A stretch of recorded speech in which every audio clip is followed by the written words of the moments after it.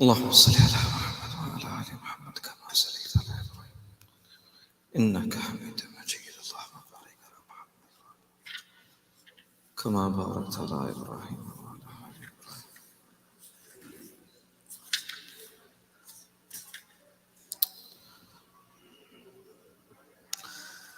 السلام عليكم ورحمة الله وبركاته. بسم الله الرحمن الرحيم نحمده ونصلي على رسوله الكريم أما بعد. قال الله سبحانه وتعالى في القرآن المجيد والفرقان الحميد بعد أعوذ بالله من الشيطان الرجيم بسم الله الرحمن الرحيم وَلَقَدْ آتَيْنَا لُقْمَانَ الْحِكْمَةَ أَنِ اشْكُرْ لِلَّهِ. Respected brothers and elders, mothers and sisters in Islam, we ask Allah subhanahu wa ta'ala to allow us to live our life according to the Quran and the Sunnah of the Prophet sallallahu alaihi wasallam. May Allah subhanahu wa ta'ala fill our lives with mercy and rahmah, as all of us are in the need of the rahmah and the mercy of Allah subhanahu wa ta'ala. The ayat of the Quran that I recited in front of you is a portion of an ayat of the Quran from the 21st Sipara, the 21st Juz, Surah number 31, known as Surah Luqman, and the ayat is verse number 12. So again, this is the 21st Sipara, 21st Juz, and this is the 31st Surah of the Quran, Surah Luqman, and verse number 12. And in this ayat of the Quran, Allah subhanahu wa ta'ala mentions to us and says, وَلَقَدْ آتَيْنَا لُقْمَانَ الْحِكْمَةِ. And indeed, we, as Allah subhanahu wa ta'ala says himself, blessed Luqman with wisdom. And this is something that Allah subhanahu wa ta'ala afterwards giving him saying, be grateful to Allah, for whoever is grateful, it is only for their own good. Few things from this very ayat of the Quran, and especially having a youth qiyam and our youngsters present, that Luqman himself was an individual in Islam considered not to be a prophet but a wise man. A person that Allah subhanahu wa ta'ala bestowed upon with wisdom.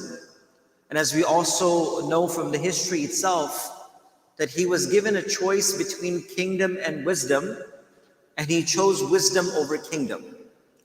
And he was a person who was a shepherd, a man that wasn't known by many individuals. He used to, herd the sheep of a certain group of individuals, and Allah subhanahu wa ta'ala gave him wisdom. And one thing we also realize, and just a side story from this particular ayat of the Quran, connecting it from the life of Rasulullah sallallahu alaihi wasallam, is something that I really find amazing with the life of Umar bin Khattab radiallahu anhu as well. Umar radiallahu anhu mentions that when I was a young man, my aunt took an oath and she took a promise. And she says, I can promise so and so much dinars and dirhams that this young boy will do nothing in his life. And he does not even know how to graze the camels of our family. And Umar radiallahu anhu said that if my aunt was alive today and she saw me being the Khalifa or the successor of 2.2 square million miles, she would have to break her promise and qasam for what Allah had given me. So it is Allah who bestows hikmah, guidance. It is Allah who bestows hidayat and guidance. This is all coming from Allah subhanahu wa ta'ala. I remember the point where Umar bin Khattab radiallahu anhu, in the pre-Islamic time, was a man who is amongst the only individuals who took his sword to go and na'udhu billah assassinate the Nabi of Allah sallallahu alaihi wasallam. But when Allah changed his life, Allah changed his life in such a way that the Nabi of Allah sallallahu alaihi wasallam said, I saw a dream. This is an authentic hadith. The Nabi of Allah sallallahu alaihi wasallam said, I saw a dream. In my dream, I saw a well, and I'm pulling the water out of the well. And I pull the water as much as I could, and then I sit to the side, and I see Abu Bakr radiallahu anhu come, and he starts pulling the water out. And he pulls as much water as he could, and everyone gets the water around. And then he gets tired, and then Umar radiallahu anhu comes. And he removes the small bucket that is attached to the rope. He puts the small bucket to the side and he attaches a big bucket. And he pulls so much water out that not only everyone is quenched, but there's so much water left over as well. So when saying this dream, the Sahaba asked, Ya Rasulullah sallallahu alaihi wasallam, what is the ta'bir? What is the interpretation of this dream? So the Nabi of Allah sallallahu alaihi wasallam said, Islam will spread and people will benefit from Islam at my time and in the time of Abu Bakr as well. But in the time of Umar, Islam will spread so far that not only the Arabic Peninsula but far distance people will benefit from the benefit of Islam. And what we know that at the time of Umar radiallahu anhu, Islam spread as far as Egypt and Baytul Muqaddas and Al-Aqsa and far lands that Allah gave. And who is that individual? That same person that people said that the animals of Makkah can accept Islam, but this man will not change. Allah can give hidayah to anyone He wishes. Allah can give Islam to anyone He wishes. It is mentioned in the hadith that once a week, Rasulullah sallallahu alaihi wasallam would listen to the women and ask for their masail and their issues and answer their problems. So one day Rasulullah sallallahu alaihi wasallam was sitting with the women, the lady folk, and of course with hijab and with parda and with all this ihtimam. So they were asking questions. And all of us, and they were very loud. And all of a sudden, this is an authentic hadith, and all of a sudden someone came at the door from the Prophet sallallahu alaihi wasallam's side. So the Nabi of Allah sallallahu alaihi wasallam asked, who is it? And he said, it is Umar ya Rasulullah. It is I, Umar bin Khattab. So Rasulullah sallallahu alaihi wasallam, as soon as he said it's Umar, he says, come in. As soon as he came in, all the women folk that were speaking very loudly, they became quiet. The room became silent. There was not a word that was spoken. So Rasulullah sallallahu alaihi wasallam realized that these women folk were so loud, and as soon as they heard Umar walk inside the room, they became so quiet. So the Nabi of Allah sallallahu alaihi wasallam quietly asked the ladies, and he said that I saw that you guys were so loud when you were sitting and asking questions when I was present, but as soon as you heard Umar walk inside, I see pitch silence. What happened? So they said, Ya Rasulullah, because you're lenient and gentle and he's tough and rough. That's why, Ya Rasulullah.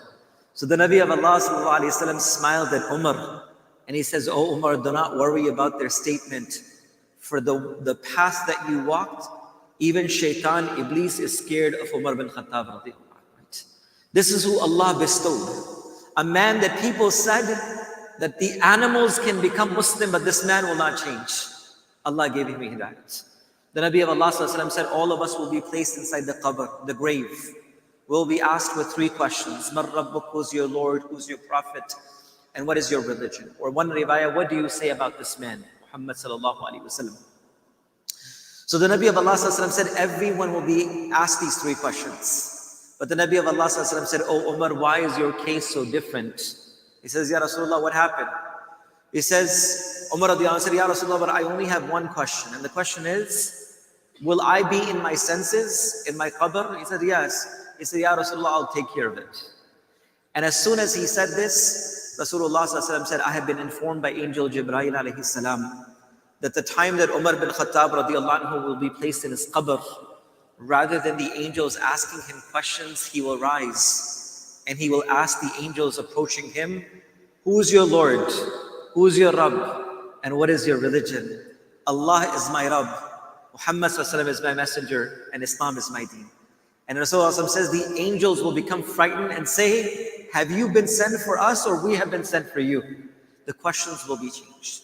So my respected brothers and elders, وَلَقَدْ آتَيْنَا اللُّقْمَانَ الْحِكْمَةِ Indeed, it is Allah who bestowed Luqman with wisdom and hikmah. It is Allah who gives hidayat. It is Allah who gives guidance. And this is the same Luqman that the people said, you don't even know how to be a shepherd properly. And when Allah gave him wisdom, someone asked Luqman, how did Allah give you wisdom? How did you get so much wisdom and hikmah? He said, and I think we all could practice this, and I'll conclude with this, we can all follow this. He said, truthfulness in speech, fulfillment of my promises, protecting of my gazes against haram, and not being involved in things that do not concern me. La ya'ni. 4 things. Truthful in speech, fulfillment of promises, protecting of eyes against haram, and not being involved in things that do not concern me. La ya'ni. min husn al-Islam al-mar'i. The Prophet ﷺ said, from amongst the excellence of a true believer is that they don't get involved in things that are no benefit in this world and in akhirah. So going back to this very surah of the Quran again, this is from the 21st Sipara, this is from the 21st Juz of the Quran. This is the 31st surah of the Quran known as Surah Luqman. This is verse number 12, and Allah subhanahu wa ta'ala mentions to us by saying, وَلَقَدْ آتَيْنَا لُقْمَانَ الْحِكْمَةِ. And indeed, we blessed Luqman with wisdom. And the point that I wanted to mention for myself and all of us, that wisdom, hidayat, and guidance is only from Allah subhanahu wa ta'ala. And when Allah provides and opens the doors of khair, then no one can close those doors. We ask Allah subhanahu wa ta'ala to keep us on the path of righteousness. Allow us to live our life into the Quran and the beautiful sunnah of Rasulullah sallallahu alaihi wasallam. Wa ma alayna illa al-balagh. Subhanallahi wa bihamdihi, subhanaka wa bihamdik. Ashhadu an la ilaha illa anta nastaghfiruka wa natubu.